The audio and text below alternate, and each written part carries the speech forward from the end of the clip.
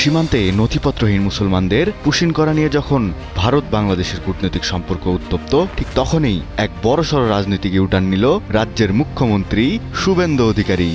যে পুশিন অভিযানকে তিনি নিজের সরকারের সবচেয়ে বড় সাফল্য হিসেবে প্রচার করেছিলেন, আজ কলকাতার এক সংবাদ সম্মেলনে সেই পুশিন নিয়ে প্রশ্ন করায় সাংবাদিকদের প্রশ্ন এড়িয়ে গেলেন তিনি। স্পষ্ট জানিয়ে দিলেন এই বিষয়ে তিনি এই মুহূর্তে কোনো মন্তব্য করতে চান না। তবে হঠাৎ কেন এই নীরবতা? ক্যামেরার সামনে চিরচেনা সেই আগ্রাসী রূপ উধাও। পশ্চিমবঙ্গে বিজেপি সরকার গঠনের পর যে নেতা প্রতিদিন অনুপ্রবেশকারীদের বিতরণ নিয়ে হুঙ্কার ছাড়তেন, আজ সংবাদ মাধ্যমের মুখোমুখি হয়ে সেই শুভেন্দু অধিকারী পুশিন শব্দটা শুনতেই যেন থমকে গেলেন। আন্তর্জাতিক সীমান্ত পরিস্থিতি এবং আটক কেন্দ্র নিয়ে প্রশ্ন করা হলে মুখে কুলু পাটেন পশ্চিমবঙ্গের এই মুখ্যমন্ত্রী।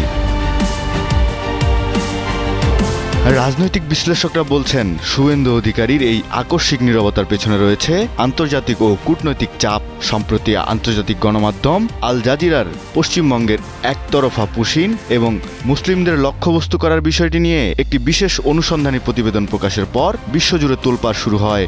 একই সাথে হিউম্যান রাইট ওয়াচ সহ একাধিক আন্তর্জাতিক মানবাধিকার সংস্থা ভারতের এই পদক্ষেপকে আন্তর্জাতিক আইনের লঙ্ঘন বলে নিন্দা জানায়। অন্যদিকে বাংলাদেশ সরকারের পক্ষ থেকেও নয়াদিল্লির উপর চাপ সৃষ্টি করা হয়েছে এবং সীমান্তে বিজিবিকে যে কোনো ধরনের পুশিন ঠেকাতে কঠোর প্রতিরোধ গড়ে তুলতে বলা হয়েছে। ধারণা করা হচ্ছে ভারতের কেন্দ্রীয় সরকারের উচ্চ পর্যায় থেকেও শুভেন্দু অধিকারীকে আপাতত এ বিষয়ে কোনো ধরনের উস্কানিমূলক মন্তব্য না করার কড়া বার্তা দেওয়া হয়েছে। কারণ এই ঘটনাকে কেন্দ্র করে পশ্চিমবঙ্গের স্থানীয় মুসলমানদের মধ্যেও ক্ষোভ তৈরি হচ্ছিল, যা রাজ্যের অভ্যন্তরীণ আইন শৃঙ্খলা পরিস্থিতির বড় অবনতি ঘটাতে পারত।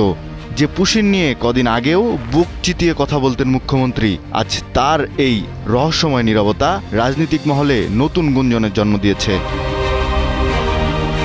জিয়াউল ইসলাম জিসান, নিউজ 24।